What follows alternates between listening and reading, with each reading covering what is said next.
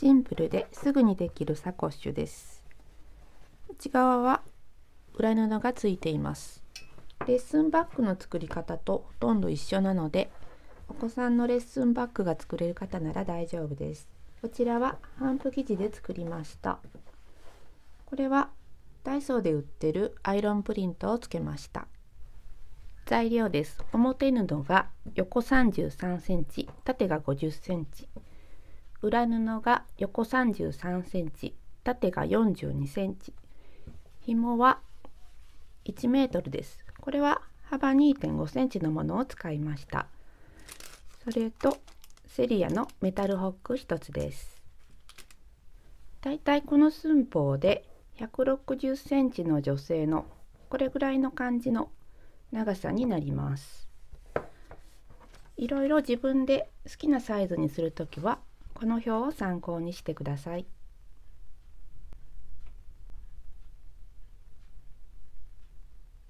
紐の長さを測るときはこのように肩から回して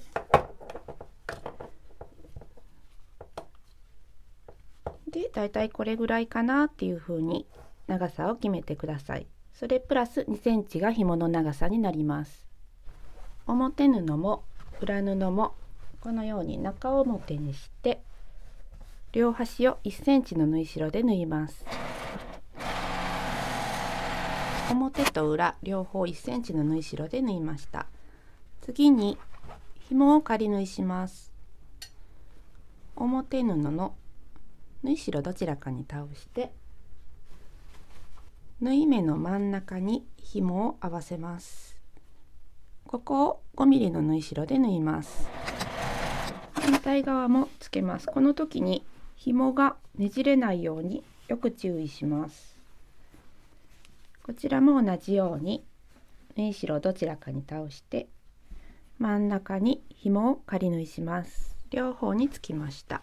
紐を中に入れて裏布をひっくり返して重ねます。これを表に返します。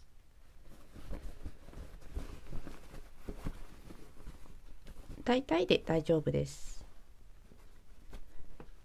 表に返したのを中に入れて端を揃えて留めます。縫い代が重ならないように表側を右側に倒していたら裏側はこの左に倒してここをクリップで留めます。このように間も1つぐらい留めておきます。返し口をつけます。返し口を8センチ開けて1センチの縫い代で周りを縫います。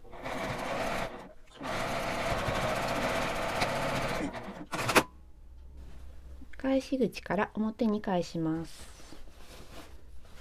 裏布を中に入れて表布を2センチ出してこのような感じでここにアイロンを当てていきます。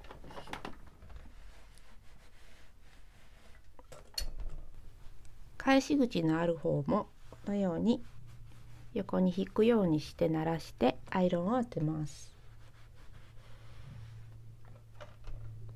このようにクリップが待ち針で留めます。返し口のところはちょっとクリップだと届かないので返し口の空いた真ん中ぐらいを待ち針で留めます。裏布に端ミシンをかけます。空いたところから縫い始めます。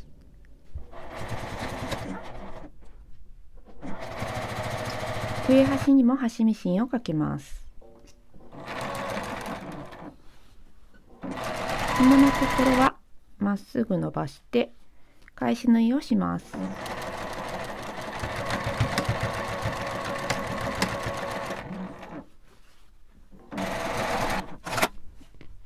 手を入れて角を出します。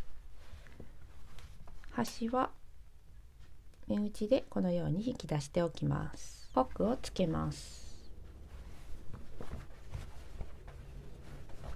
紐同士合わせてここにアイロンかけて真ん中の印をつけます。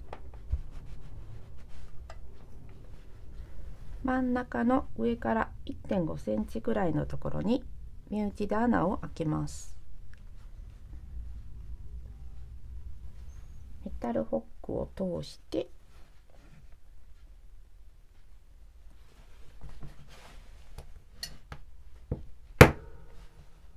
裏側も同じように合うようにつけます。これで出来上がりです。